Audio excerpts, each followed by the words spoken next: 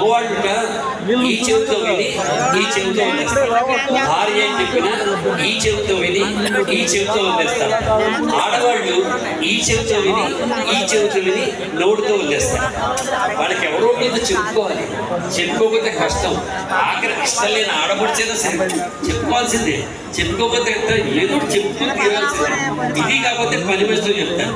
ఇది కూడా కాలేదనుకుందాం, వాళ్ళకు సూపర్ సప్పలు కొట్టండి. ఇందాక నుంచి ఇంతమంది ఆర్టిస్టులు ఇంటర్ వాళ్ళందరూ వచ్చి డ్యాన్స్ చేస్తారు, వింటాంటారు. అతను వచ్చి డ్యాన్స్ చేస్తే అట్లా ఎల్ఈడి డ్యాన్స్ నా గుండె పగిలిపోయి వీడియోలు తీసుకుంటాం. మీరు మాత్రం వింటారు. ఏంటది? ఇది సంక్రాంతి, మన జీవితంలో కొత్త కాంతి. ఈ వాటి నుంచి కొత్త సంవత్సరానికి నిజంగా పునాది గారు మాట్లాడతారు. సంక్రాంతి శుభాకాంక్షలు. ప్రదీప్ గారు చెప్పిన చిన్న బిట్ ఒకటి చేసిన తర్వాత నేను 2 నిమిషాలు మాట్లాడతాను. నాకు కాఫీ అంటే ఇష్టం, నాకు టీ అంటే ఇష్టం, నాకు ఎన్టీఆర్ అంటే ఇష్టం, నాకు ఏఎన్ఆర్ అంటే ఇష్టం, నాకు వెంకటేశ్వర స్వామి ఇష్టం, నాకు సాయిబాబా ఇష్టం, నాకు తీపి ఇష్టం, నాకు పులుపు ఇష్టం, నాకు మాట ఇష్టం, నాకు పాట ఇష్టం, నాకు అల్లరి ఇష్టం, నాకు పద్ధతి ఇష్టం. అయినా సరే తనంటే నాకు ఇష్టం, ఆయన అంటే నాకు ఇష్టం. No matter what the differences. చిన్న చిన్న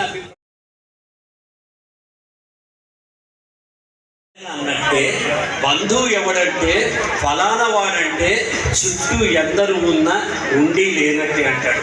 మన చుట్టూ ఉన్న వాళ్ళతో రోజు మనం ఆనందంగా జీవితాన్ని గడిపే వాళ్ళతో మనం కనుక పండగ చేసుకుంటే ప్రతిరోజు పండగ అవుతుంది. మరి అట్లా ప్రతిరోజు పండగే కావాలి అనుకుంటే ఒక చాలా ఇంపార్టెంట్ సూత్రం ఉంటుంది. అది మేము చాలా రెగ్యులర్ గా పాటిస్తాం. ఇంగ్లీష్ లో దాన్ని లైఫ్ ఇస్ లైక్ ఏ పాట లాంటిది అయితే ఆ పాటకి చక్కటి సాహిత్యాన్ని భగవంతుడు ఆల్రెడీ ఇచ్చేశాడు. మంచి రాగం, దానికి బాణీని ఏర్పరిచే బాధ్యత మాత్రం మనదే.